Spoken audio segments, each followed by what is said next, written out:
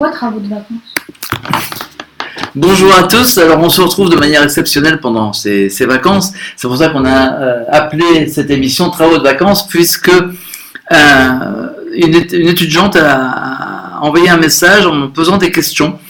C'est une étudiante en MBA, Marketing Management, qui effectue un mémoire de fin d'année sur la génération Z. Et sa problématique est dans quelle mesure la génération Z redéfinit-elle les codes de consommation à travers le digital en France.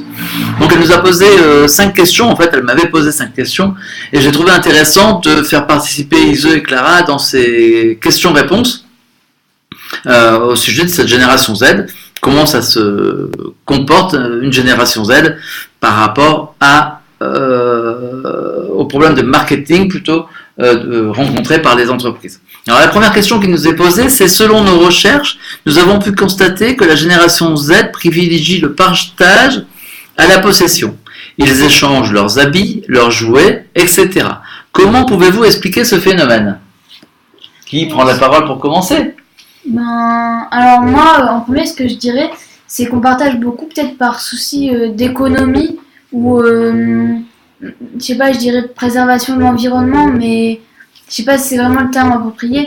C'est-à-dire que moi je sais que par exemple mes livres, je sais pas si ça fait vraiment partie du partage, mais mes livres j'ai plutôt tendance à les acheter d'occasion, c'est-à-dire qu'il y a quelqu'un qui les a déjà utilisés une première fois et je vais les réutiliser moi derrière. Je sais pas si ça fait vraiment partie de... Si, c'est une forme, mais c'est une forme de partage aussi de... En fait, c'est quelqu'un qui vend un truc qu'il n'a plus besoin à quelqu'un qui en aurait une utilité. C'est au lieu de racheter à neuf et de faire de la consommation inutile, quoi. Alors, ça va, à mon avis, son concept va même un peu plus loin, parce qu'elle parle d'échange, d'habits, de jouets, etc. Donc, par exemple, vous échangez vos habits entre vous, mais vous êtes frères et sœurs, ça s'est toujours fait. Bah ouais. Iso me donne ses vieux habits. Donc il n'y a rien de transcendantal, de nouveau par rapport à ça. Non, je trouve pas. Alors, après peut-être entre amis, peut-être il y a quand même des gens qui s'échangent leurs habits quand ils ne l'en vont plus, ils donnent à un ami qui est plus fin ou moins gros qu'eux ou des trucs comme ça aussi. Oui, c'est possible aussi. Si, il y a quand même des... Si, mais... ou comme Ellie avec ses baskets. Non, mais je sais qu'à l'internat, nous, les vêtements, ils transitaient entre les personnes. C'était je peux prendre tes chaussures aujourd'hui, je peux prendre tel truc.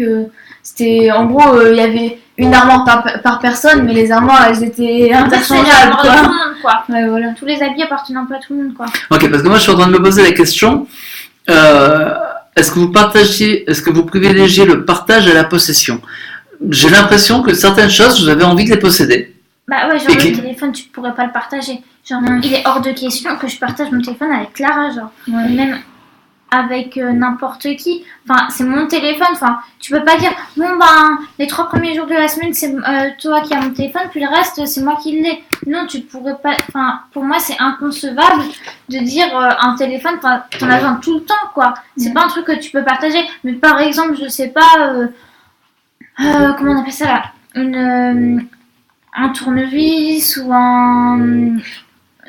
une perceuse ou des trucs comme ça qui coûtent peut-être plus cher. T'en as pas besoin tous les jours de toute manière. Du coup, tu peux le prêter, y a pas de souci. Mais alors, un téléphone, c'est un truc, c'est inconcevable de le prêter, quoi. Même un ordinateur, si tu t'en sers. Non, l'ordinateur, je trouve pas. Après, moi, ça dépend. Partager l'ordinateur, c'est. Mais ça dépend où, combien de temps, etc. Par exemple, j'ai envie de te dire, si tu dis, oui, donc je te prête la perceuse pendant 3 jours, ça te dérange absolument pas. Mais ton ordinateur, si tu dis je te prête pendant 3 jours et que tu peux pas t'en servir pendant 3 jours, ça dépend ce que tu fais, t'es où, etc. Mais franchement, je trouve que c'est quand même plus embêtant l'ordinateur qu'une perceuse. Parce que l'ordinateur, tu trouveras toujours un truc ou un iPhone ou un iPad ou quoi que ce soit. Tu auras toujours un besoin. Enfin, tu vois ce que je veux dire? Tu devras toujours. C'est un truc c'est un truc personnel, quoi. Tu peux pas le prêter. C'est comme si je te dis je te prête mon stick à lèvres. Non, c'est un truc personnel, c'est un truc à toi. Tu peux pas commencer à l'échanger entre les personnes.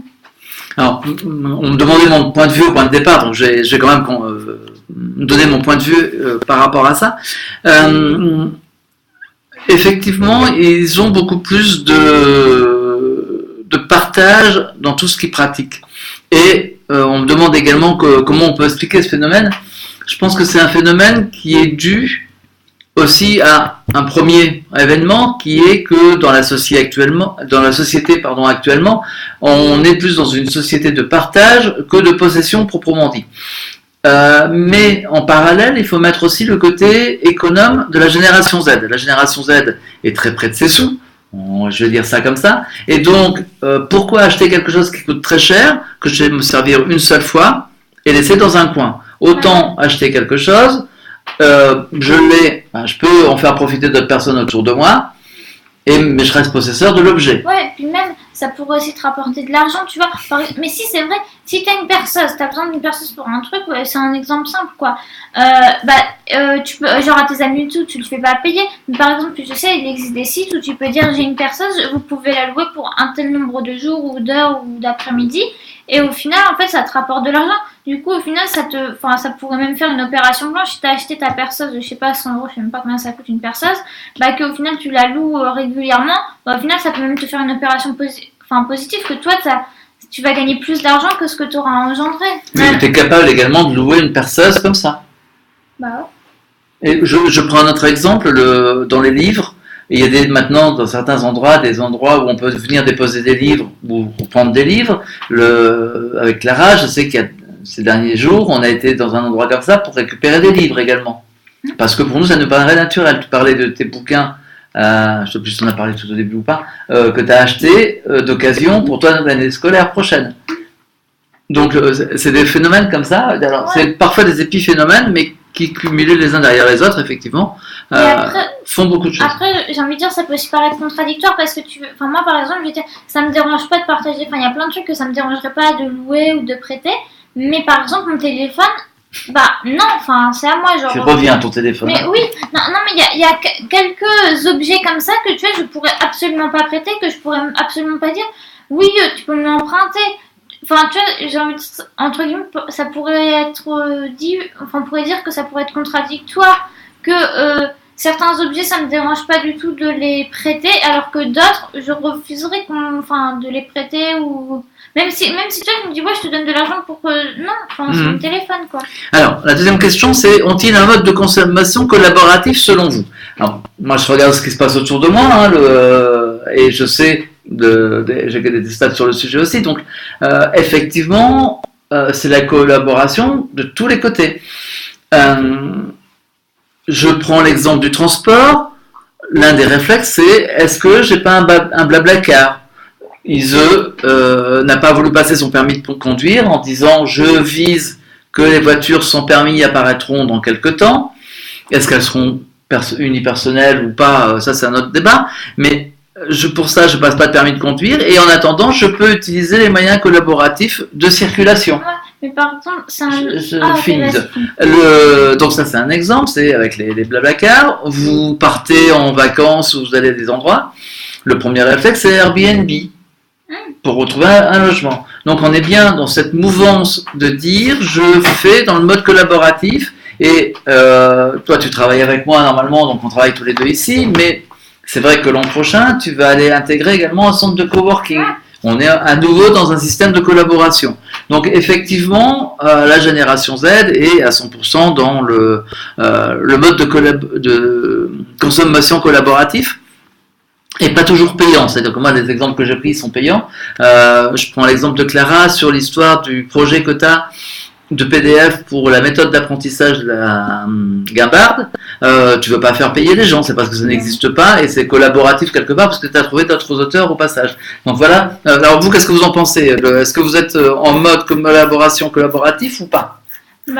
Ça dépend pourquoi après. Mais par exemple, j'ai pensé, je sais pas si ça fait vraiment partie de ça, mais par exemple, nous avec la carte de métro qu'on a à Lille, tu peux, si quelqu'un a un abonnement, par exemple Clara a un abonnement à l'année, et moi si j'ai pas de ticket par exemple, je peux lui dire tu peux me prendre un ticket de métro sur ta carte, et en fait je sais pas si c'est réellement collaboratif ou pas, mais c'est que en fait je peux lui donner l'argent, mais ça m'évite de payer sa carte, une nouvelle carte, tu vois ce que je veux dire? C'est légal ou pas ça? Oui, c'est légal. Non.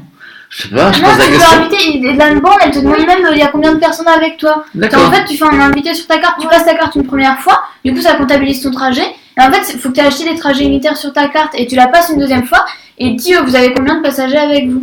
Mais je sais pas si c'est réellement collaboratif ou pas parce que Enfin, oui et non, en fait, c'est collaboratif du fait que on utilise une carte dans chaque endroit. C'est-à-dire que c'est pas ils n'ont pas promu ce système-là de manière collaborative, mais ça pourrait le devenir. Oui, tu pourras avoir. Tout dépend des prix qu'ils mettent dessus, etc. Voilà, Mais il y a peu de monde qui le sait, hein, ce truc-là. En plus. Mais est-ce que globalement le mode de consommation collaboratif vous interpelle ou pas ou... En fait, ça dépend pourquoi et. Bon, ton téléphone, ça en a compris, mais à part ça. Est-ce que tu serais capable d'acheter un appartement à plusieurs? Moi, ça ne me dérangerait pas. Ça vous dérangerait pas? Non, parce qu'en plus, c'est plus simple. Ça coûte moins cher. Et tu auras un plus beau truc. Pour la même somme, tu auras un truc qui sera nettement plus beau. Parce que imagine, t'es tout seul, t'as 300 euros. Et je dis pour une location, 300 euros par mois. Imagine maintenant, t'es trois, chacun a 300 euros par mois. Bah, t'as un logement qui vaut 900 euros par mois. C'est le système de la colocation en fait. Ouais. Non, mais ouais, ça c'est cool. Ça c'est intéressant. C'est un bon truc quoi. Ok, donc effectivement, c'est vrai que beaucoup de choses du système de consommation collaborative interpellent la génération Z.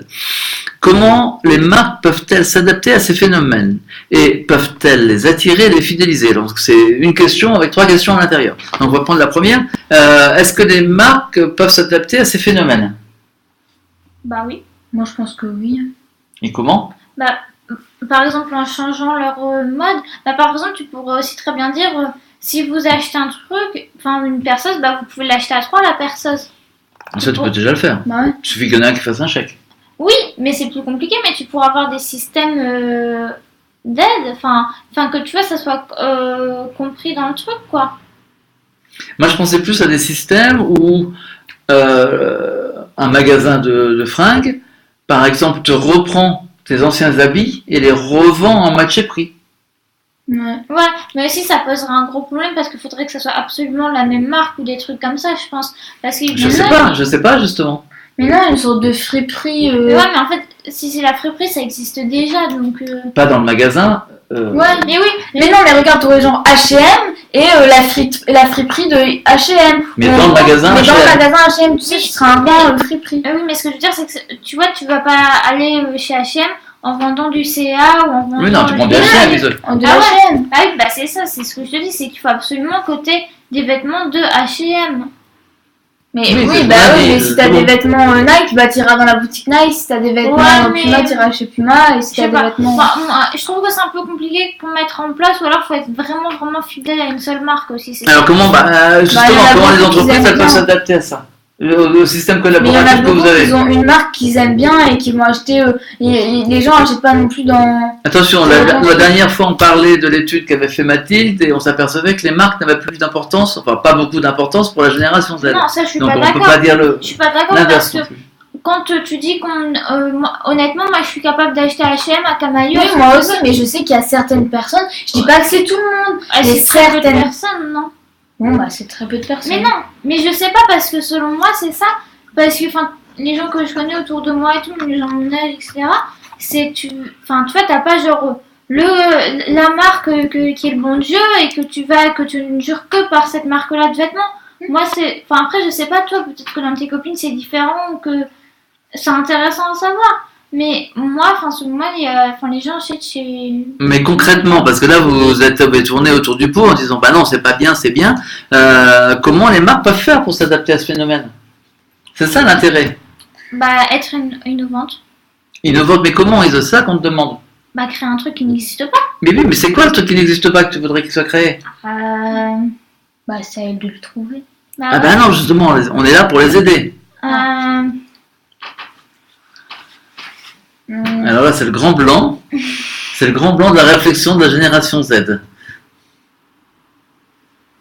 Par exemple, vas-y, c'était une. Vas-y, Clara. Non, mais vas-y, toi d'abord. Arrêtez les politesses, là. Non, mais vas-y. Okay.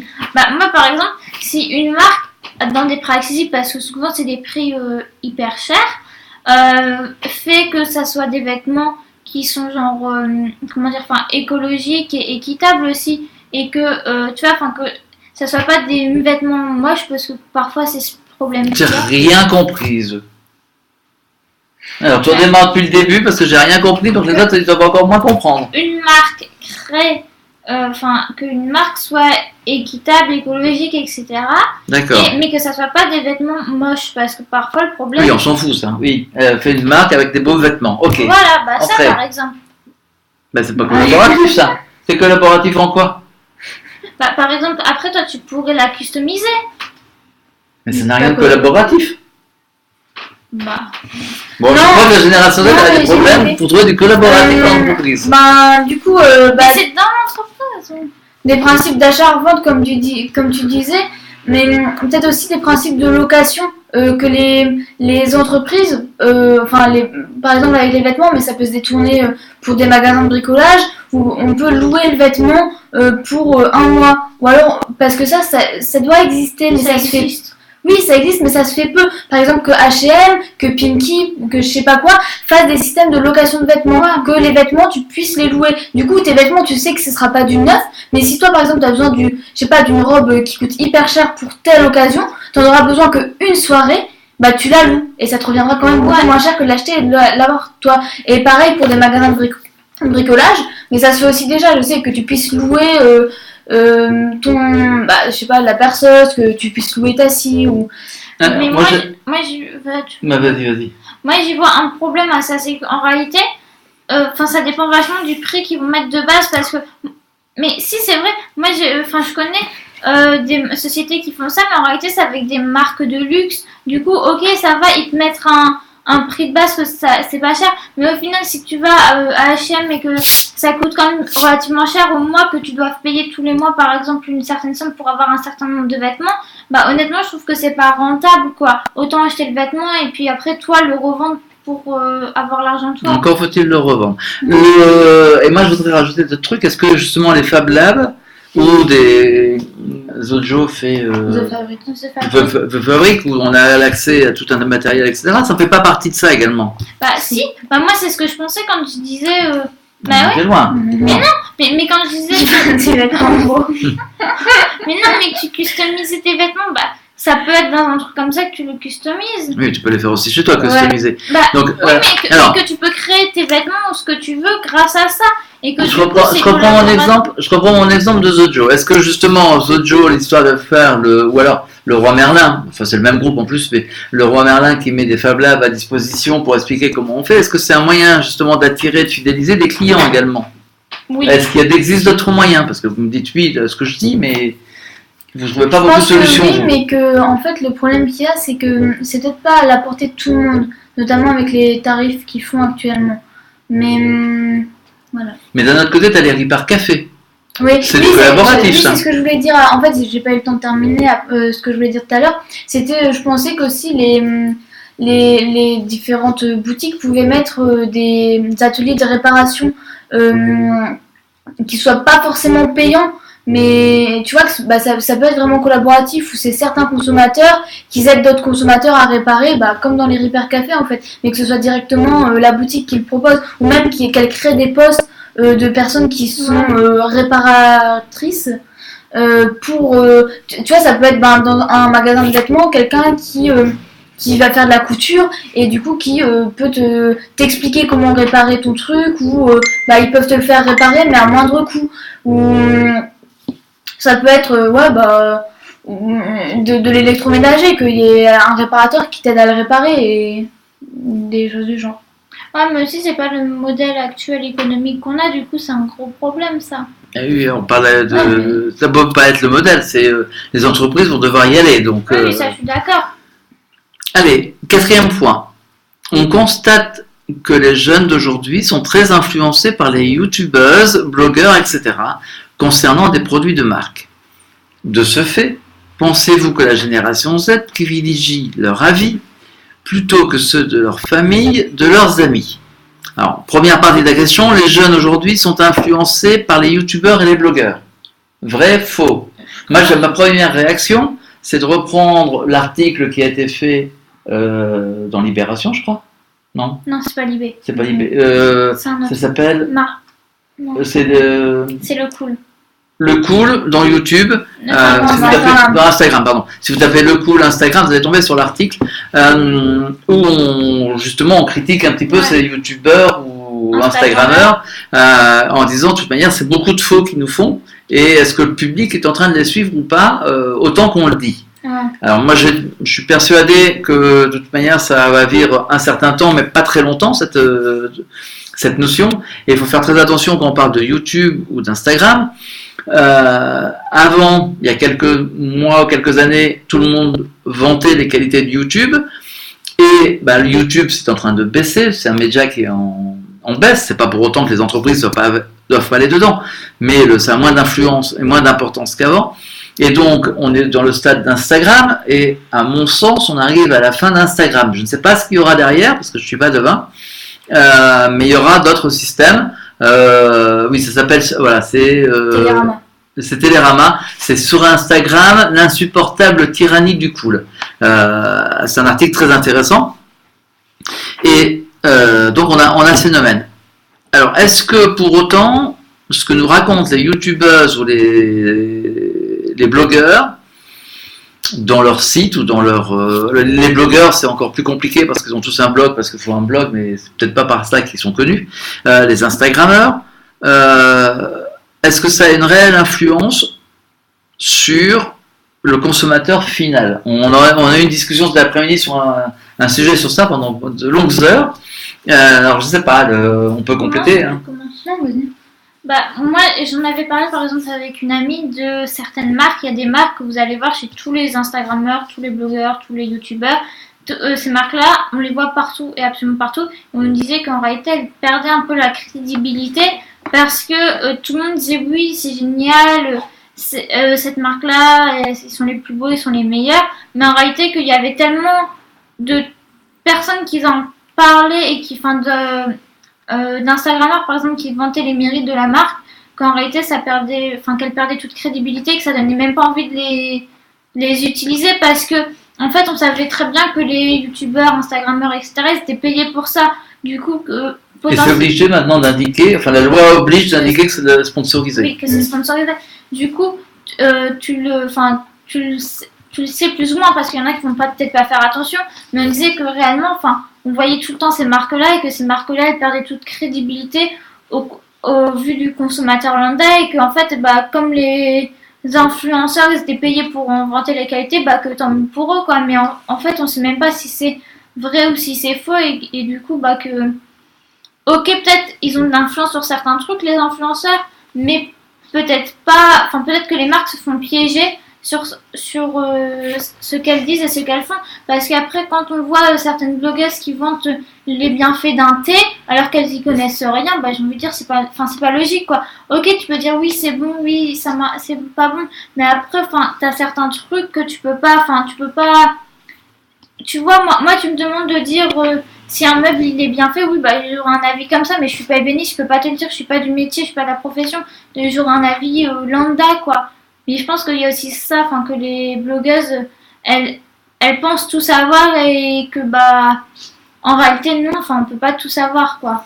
Et moi ça me pose deux problèmes cette histoire de blogueurs influenceurs, youtubeurs. En réalité, on tombe sur ce qu'on appelle le marketing d'influence. C'est quoi le marketing d'influence? À quel moment il commence? À quel moment il finit? Je pense que beaucoup de marques se trompent encore sur cette histoire de marketing d'influence parce que elles n'ont pas compris comment ça se passait au niveau des réseaux sociaux notamment. Et par rapport à la génération Z, j'ai un second problème qui est que c'est pas comme ça qu'on attire la génération Z. C'est pas en faisant de la pub par des blogueurs, des influenceurs. Il faut devenir copain avec eux. Et c'est pas en devenant copain avec un influenceur en le payant qu'on devient copain avec une marque. Donc il y a un positionnement stratégique qui est complètement différent. Je pense que beaucoup de marques sont en train de se tromper et sont en train de vivre encore à l'époque des blogs. On a des blogueurs, donc ça marche là. À l'époque des blogs, on voit avec toi dans Pinterest des propositions qui nous sont faites qui sont complètement inadaptées à Pinterest. Pourquoi? Parce qu'on est toujours dans l'esprit du blog, on n'a pas évolué par rapport à ça. Et donc ça me pose un énorme problème par rapport à moi. Avant de te rendre la parole, Clara, je continue la question, c'est de ce fait, pensez-vous que la génération Z privilégie les avis plutôt que les avis donc des influenceurs plutôt que ceux de la famille, de leurs amis, etc. Ma perception à moi, c'est que c'est pas ces avis-là des influenceurs qui sont prépondérants. C'est plutôt les amis, des pères qu'on a autour de nous qui sont qui sont beaucoup plus influents. La famille à un moindre degré, et tout dépend en plus des produits qu'on veut acheter, de ce qu'on veut faire. Après, il y a l'instinct de ressemblance, etc., qu'on avait de faire partie. Alors, si je prends des jeunes de la génération Z, évidemment, ils veulent tous devenir influenceurs. Ils veulent tous ressembler à la personne, mais c'est pas pour autant qu'ils vont adapter et adopter surtout leur mode de vie et leurs produits. Parce que voir déballer des boîtes, alors il y a l'envie de dire oui, je veux devenir influenceur, tous les jours je vais déballer ma box avec tous les produits qui sont dedans, je suis important parce que j'ai des produits. Après, il faudrait qu'un jour il y ait quand même quelqu'un qui mette en vérité ce qui se passe avec les influenceurs.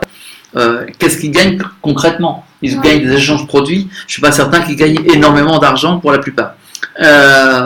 Donc c'est bien beau de faire rêver, c'est bien beau s'y croire. Dans l'article cité, de toute manière, on explique bien comment ça se passe. Il est très intéressant. Donc c'est pour ça que je relativise et que oui, c'est une solution. On parle beaucoup de marketing d'influence. Attention, pas tomber dans les pièges. Mais je voyais que tu voulais dire quelque chose, que je t'ai coupé. Non, moi c'était sur le fait qu'on privilégiait peut-être les avis des influenceurs plutôt que ceux de la famille et des amis. Personnellement, si un influenceur me dit tel produit est très bien et un ami ou quelqu'un de ma famille me dit ah j'ai testé c'est vraiment nul, bah je vais plutôt avoir tendance à ne pas l'acheter plutôt qu'à l'acheter, même si l'influenceur m'aurait dit qu'il était génial quoi. Oui, parce que tu connais ou tu as des relations de père j'aurais plus confiance en mes pairs que en les influenceurs que je ne connais pas. Ok, il nous reste 3 minutes pour faire la dernière question. Pourquoi, selon vous, dit-on que cette génération est une génération test and learn? Alors, je vois pas trop ce que vient faire avec la collaboration et le truc avant, mais alors, test and learn, ça veut dire quoi déjà pour commencer? Alors, moi j'étais voir sur internet avant parce que je savais pas du tout. Et du coup, d'après ce que j'en ai dégagé, c'est-à-dire qu'au lieu de faire son projet, qu'on dit ok, je vais faire tel projet et on le fait directement, c'est je vais faire tel projet, donc je vais commencer à faire ma première petite étape. Je vais regarder les feedbacks, les retours que j'ai dessus, et seulement quand les retours seront positifs, je continuerai, j'avancerai dans mon projet. Enfin, je sais pas si c'est tout à fait ça, mais c'est ce que j'ai compris. Pourquoi, à votre avis, on vous caractérise comme ça? Est-ce que c'est vrai ou pas? Est-ce que vous fonctionnez comme ça? Bah, c'est sûr que si mon projet il fonctionne pas, je vais pas le faire. Oui, mais donc c'est de la présenter avant. Bah ouais. Donc, pour moi, c'est logique quoi. Enfin, tu vois si ça se casse la figure, bah c'est tout. Enfin, tu peux essayer de redresser la pente quoi, mais après. Tu vas pas non plus foncer tête baissée dans un truc qui marche pas quoi. Bah moi ça me rappelle aussi le concours Google. Bon, je prends souvent l'exemple de la petite Canadienne qui avait fait sa lampe de poche où il n'y avait pas d'électricité, avec la peau qui faisait l'électricité. Et c'est ce qu'elle expliquait. Elle disait bah voilà, j'ai testé des choses, je les montrais et les gens me faisaient un retour et j'avançais comme ça. Et effectivement, quand je vois fonctionner dans certains domaines, c'est ça. Vous testez, vous êtes continuellement en train de tester. Ouais, on regarde ce qui fonctionne, on regarde ce qui fonctionne pas.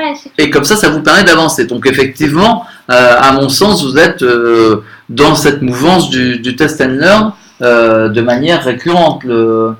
Il y a, oh là, Isole, un petit coup de fatigue. Il n'y a pas de souci par rapport à ça, mais c'est vrai que c'est pas pour autant que je vois le rapport avec le marketing.